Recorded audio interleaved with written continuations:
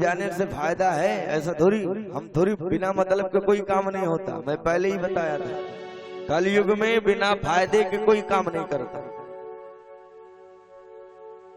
तो भगवान की कथा में ताली क्यों बजाओ? ताली बजाने से कई फायदा है हमारा। अरे जिसने बजाई ताल उसके बदल गए हाल, और उसको मिल गया कौन? मेरा मदन गोपाल। अरे घर में झगड़ा होता है तो खूब उठा उठा के झगड़ा करते हैं, और भगवान के लिए ताली बजा दिए तो काम बन गया।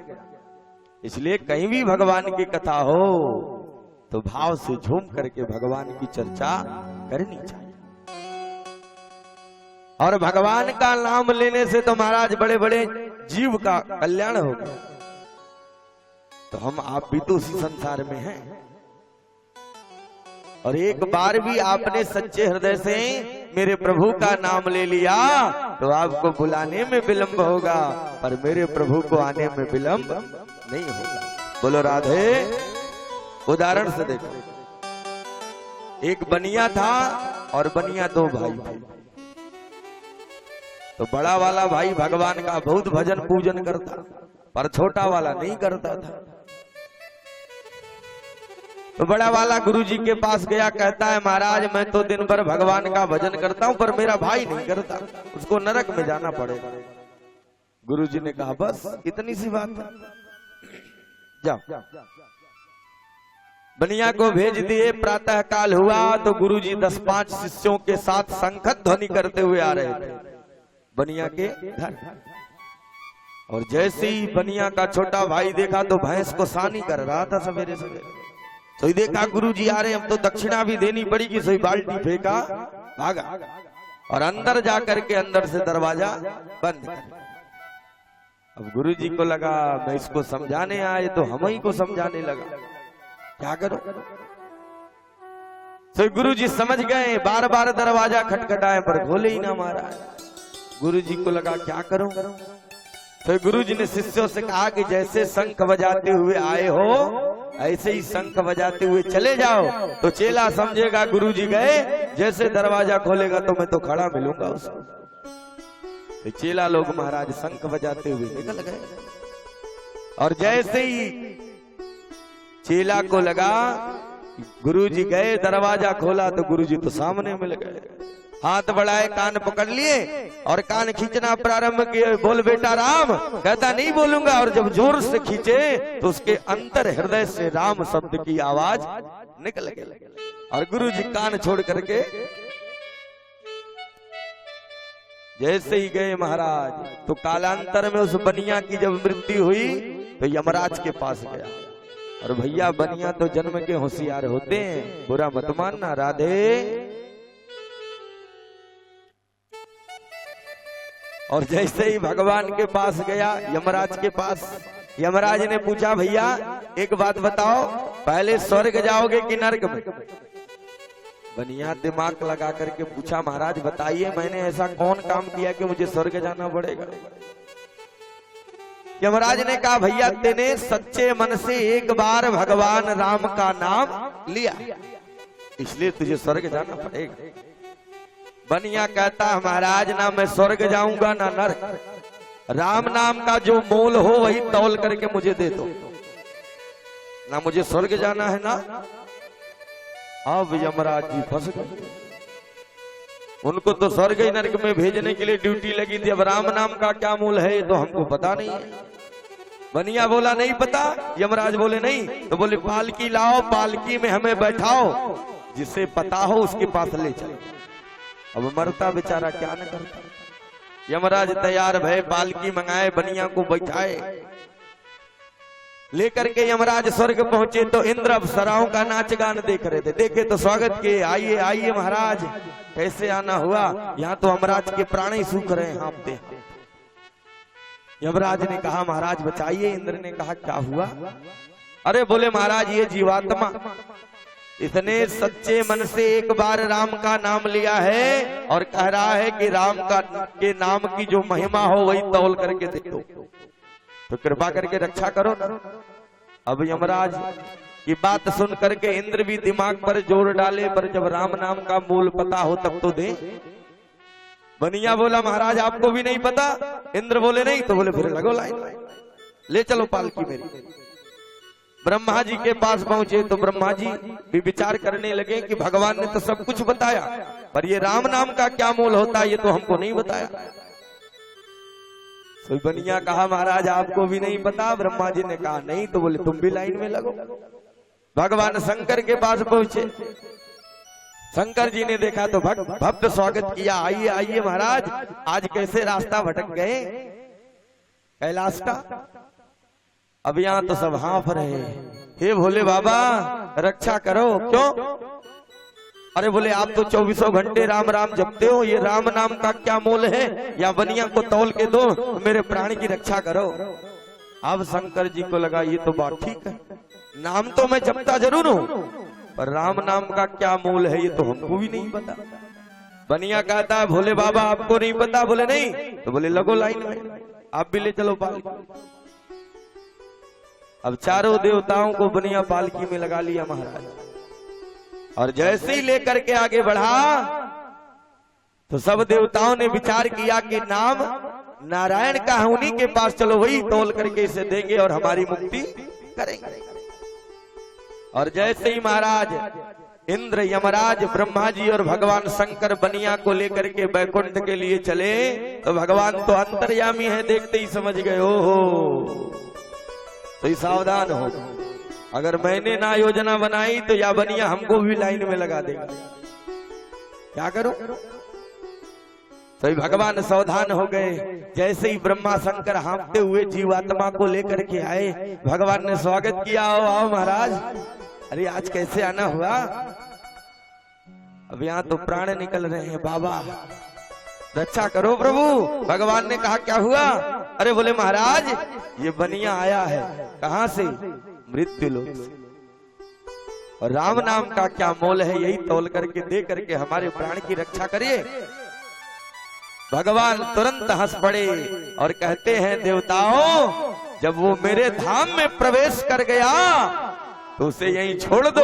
अरे एक बार कोई मेरा नाम ले लेता है तो मैं उसे बैकुंठ सहज में प्राप्त करा देता हूँ, और ये तो आप सबको के साथ ही इस बैकुंठ में आया है, इसलिए मैं इसे बैकुंठ प्रदान करता हूँ। माई बाप, जब एक बार व्यक्ति भगवान का नाम लेकर के बैकुंठ जा सकता है तो क्या हम आप नहीं जा सकते? बस भगवान से प्रेम करो ना। क्योंकि ब्रज के एक संत बड़ी सुंदर बात कहते हैं भैया, कि ना राम नाम लीन्हा मैंने हरे भरी जवानी में। बुढ़ापा आता है तभी व्यक्ति राम राम करता है, जवानी तो बीत जाती है किसके चक्कर में? हाय हाय हाय। तो संत बड़ा सुंदर बात कहते हैं भैया, कि ना राम नाम लेना, ना हरि को नाम लेना, तेने भरी जवानी में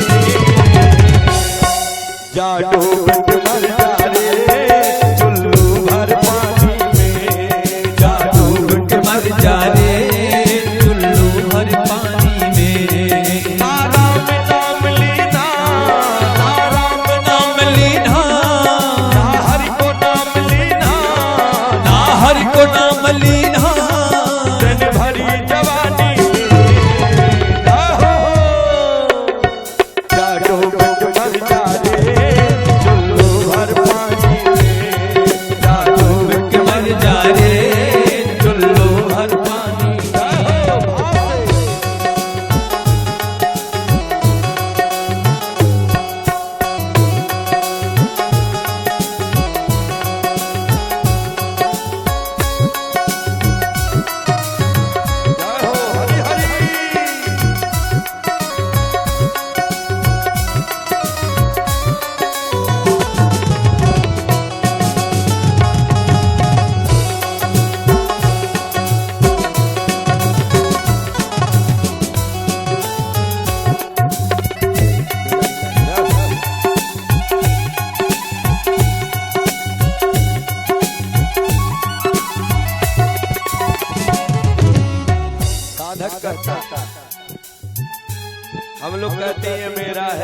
तेरा है, ये उनका है, यही ना कहते। पर साधक कहता भैया कुछ भी नहीं है, क्यों करता मेरा मेरा, यह कुछ भी नहीं है तेरा। क्यों करता मेरा मेरा, यह कुछ भी नहीं है तेरा। एक दिन होगा भैया तेरा मरघट में डेरा, एक दिन होगा भैया तेरा मरघट में डेरा। क्यों करता मेरा मेरा, यह कुछ भी नहीं है तेरा। क्यों करता मेरा मेरा, यह कुछ भी नहीं है तेरा। एक दिन होगा भैया तेरा मरघट में डेरा, एक दिन होगा भैया तेरा मरघट में डेरा।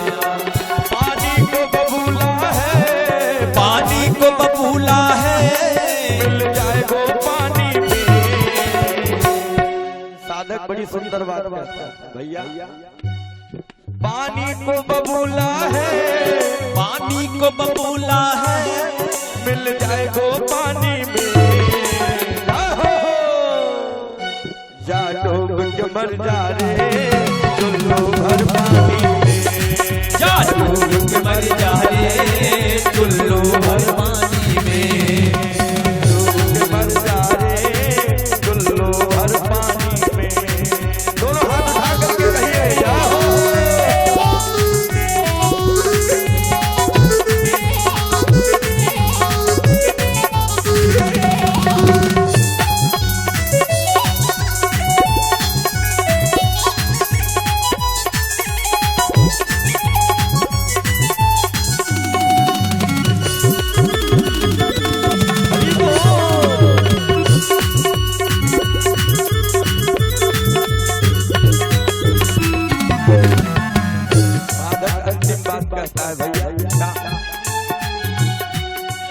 कर सच्ची भक्ति है, भक्ति में शक्ति है।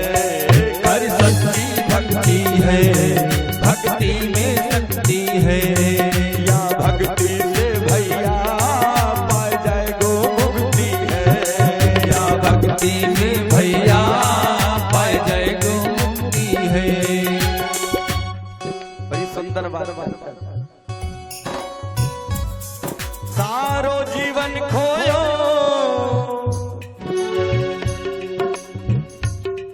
जानी पर तेने खोयो,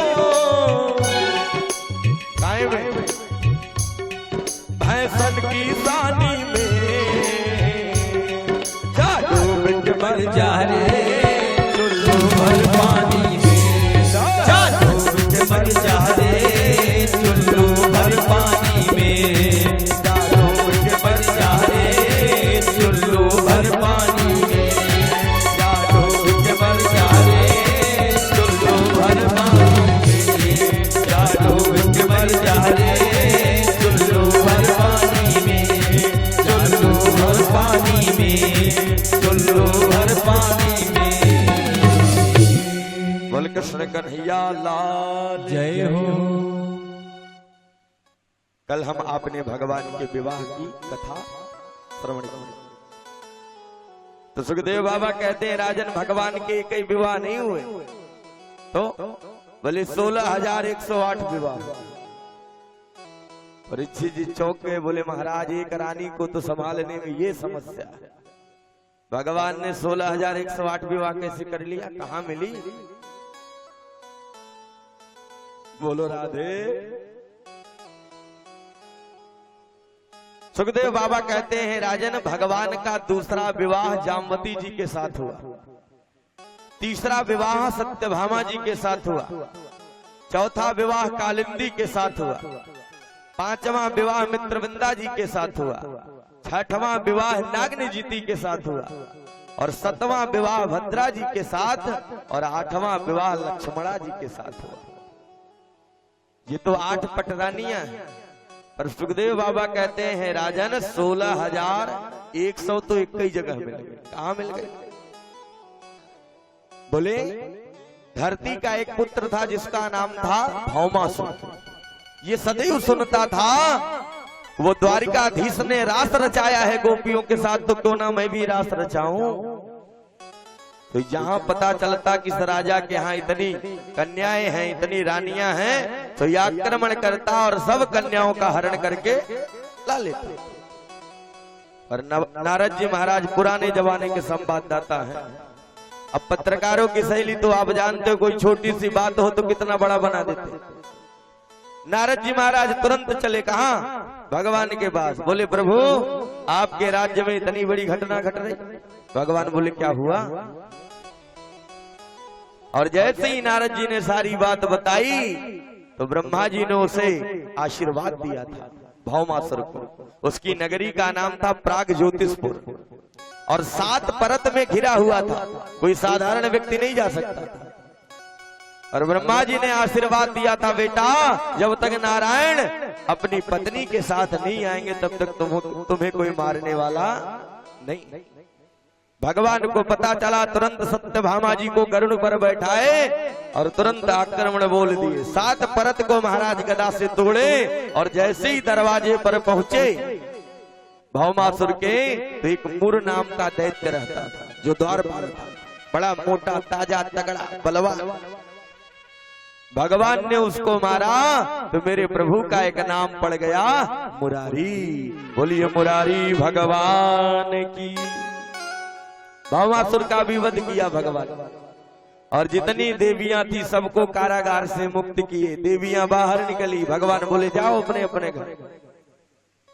देवियां हाथ जोड़ करके बोली प्रभु एक बात बताइए, घर तो चली जाऊं पर कौन मुझे अपनाएगा? कौन माता पिता मुझे अपनाएंगे? कौन व्यक्ति हमसे विवाह करेगा जिसे पता चलेगा कितने वर्ष तक भौमासुर के यहाँ या बंदी गृह में रही, तो कौन विवाह करेगा? तो भगवान बोले इसका मतलब?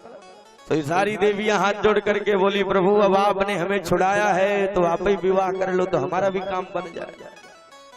भगवान ने तुरंत अर्जुन की तरफ देखा, अर्जुन इस समय बृहस्पति तो हमारी बड़ी तेज चल रही, देखो बिना हेरे ही मिल जा रहे हैं। यहाँ तो हेरने में भी विवाह नहीं मिलता, यहाँ तो बिना हेरे, बिना लगन, बिना चिट्ठी, बिना पत्री के भगवान का विवाह हो गया। और भगवान सबसे विवाह किए और आए महाराज इसी द्वारिका में सबके लिए दिव्य भवन का निर्माण कराया और इसी में रह करके अपने जीवन को यापन किए। बोलो राधे। तो 16,108 पटरानियां भगवान की हुई। तो भगवान ने एक कन्या से, एक पत्नी से 10 पुत्र और एक कन्या उत्पन्न किया। 16,108 गुणे 11 बराबर 1,77,188 पुत्र और पुत्री। अब यहाँ तो 4 बेटा पालने में ये हाल है। परीक्षित जी कहते हैं गुरुदेव एक बात बताइए, भगवान कभी बच्चों से परेशान नहीं हुए? सुखदेव बाबा कहते हैं राजन सुनो, एक दिन बच्चे सभी भगवान के पास आए, बोले प्रभु पिताजी कभी आप हमको पिकनिक मनाने नहीं ले गए, घुमाने नहीं ले गए। भगवान ने कहा तो फिर चलो। और भगवान सुंदर भोजन प्रसाद पैक करवाए, लेकर के सब पुत्रों को निकल पड़े। ये मैं नहीं कह रहा, सुखदेव बाबा कहते हैं कि 1-2 पवनम राजन जगमयुग कुमार का बिहर तू नाम चाजस्य चारु भानु गदादय। भगवान पुत्रों को लेकर के चल दिए और जैसे ही जंगल में पहुंचे तो बड़ा सुंदर मनोहर जंगल था। भगवान बच्चों से बोले जरा खेल लो, कूद लो, जब थक जाना तो हमसे बता देना, मैं तो विश्राम कर रहा। बच्चे खेलने लगे और जैसे ही बच्चे गेंद खेलना प्रारंभ किए कि अचानक गेंद कुएं में गिर गई। और जैसे ही बच्चे गेंद कुएं से निकालने के लिए आगे बढ़े तो उस कुएं में सज्जनों एक गिरगिट पड़ा हुआ था, बड़ा विराट रूप धारण करके। बच्चे देखे घबरा गए, डर गए, चिल्लाने लगे पिताजी बचाओ बचाओ। भगवान की नींद खुली तो दौड़े, बोले क्या हुआ? अरे बोले पिताजी आपको पता नहीं कुएं में बड़ा गिरगिट पड़ा हुआ। भगवान तुरंत आगे बढ़े और जैसे ही गेंद को निकालना चाहे कि भगवान के हाथों से स्पर्श हो गया, दिव्य रूप धारण करके प्रकट हो गया। बोलिए भक्तवत्सल भगवान की। जैसे ही महाराज गिरगिट दिव्य रूप धारण करके प्रकट भया तो भगवान ने पूछा, भैया कोहम कौन हो? तो हाथ जोड़ करके कहता है, महाराज आपने हमारा नाम नहीं सुना? भगवान ने कहा, कौन हो भैया कि तुम्हारा नाम हमने नहीं सुना? कहता, महाराज संसार में ऐसा कोई ब्राह्मण नहीं बचा होगा जो मेरे यहां से गौदान न ले गया हो। भगवान ने कहा, जब इतनी गायों का दान किए तो गिरगिट कैसे बन गए? इसका मतलब बूढ़ी गायों का दान करते थे। कहता, नहीं महाराज। तो कहता, पयस्विनी तरुणी शील रूप। पयस्विनी माने दूध देने वाली, तरुणी माने युवा। तो जब इतनी सुंदर गाय का दान दिए तो फिर गिरगिट कैसे बन गए? कहता, महाराज जीवन में मात्र एक अपराध हुआ था। क्या? मैंने सायंकाल पंडित जी को गऊ का दान किया और वह गाय पंडित जी के यहाँ से रात्रि में खूंटा तोड़ करके मेरे गौशाला में आ गई और वही गाय मैंने प्रातःकाल दूसरे पंडित जी को दान दे दी। अब जिनकी गाय खोई हुई थी वो खोजते हुए आ रहे थे और जिनको गाय दिया वो लेके रास्ते में दोनों पंडित जी मिल गए। ए भैया, गाय तो हमारी है, तुमको कहां से मिल गई? बोले, महाराज अभी अभी राजा ने दान दिया, चलो राजा के पास। दोनों पंडित जी पहुंचे, आपस में झगड़ बैठे। राजा ने कहा, महाराज एक गाय के लिए क्यों झगड़ रहे हो? तमाम गायें पड़ी हैं, जितनी चाहिए ले जाओ। ब्राह्मणों ने कहा, महाराज हम आपसे भिक्षा मांग के गाय नहीं ले गए थे, आपने दान दिया था सो मैंने लिया था और लेंगे तो यही गाय लेंगे। और दोनों पंडित जी लिए नहीं, गाय छोड़ करके चले गए और कहते हैं, बस तने से अपराध के नाते मुझे गिरगिट योनि प्राप्त करनी पड़ी। माय बाप, एक चीज सदैव याद रखना, जीवन में सब कुछ करना पर किसी भी संत ब्राह्मण का अपमान मत करना। भगवान तुरंत अपने बच्चों को बुलाया, इधर आओ। देखा, इसने तो अनजाने में गलती किया और जो जानबूझ करके करते उनकी क्या दशा होती होगी।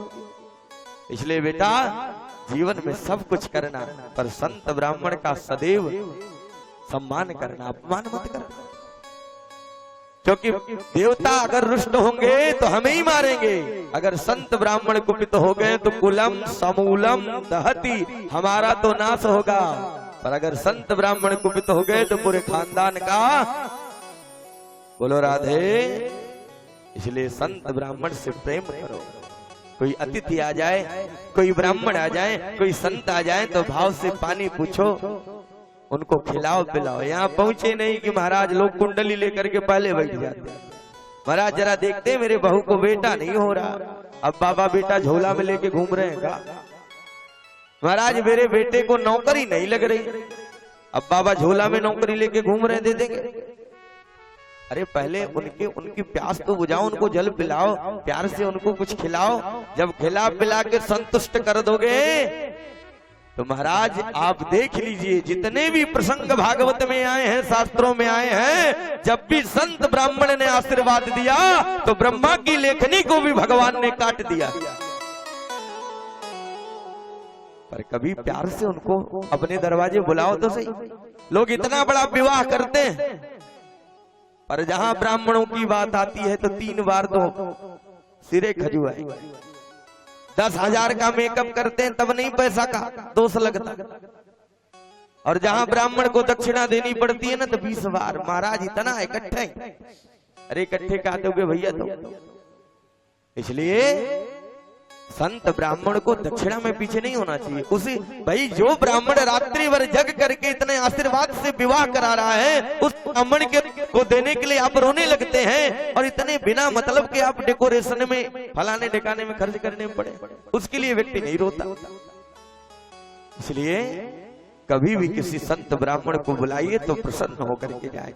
यज्ञ का यही संकल्प है। इसलिए मैंने पहले ही निवेदन किया था ना, भगवान यज्ञ और दक्षिणा के रूप में है। भगवान ने बताया क्यों कि भैया यज्ञ खूब करो, पर जब तक दक्षिणा नहीं दोगे तब तक फल मिलने वाला नहीं है। बोलो राधे।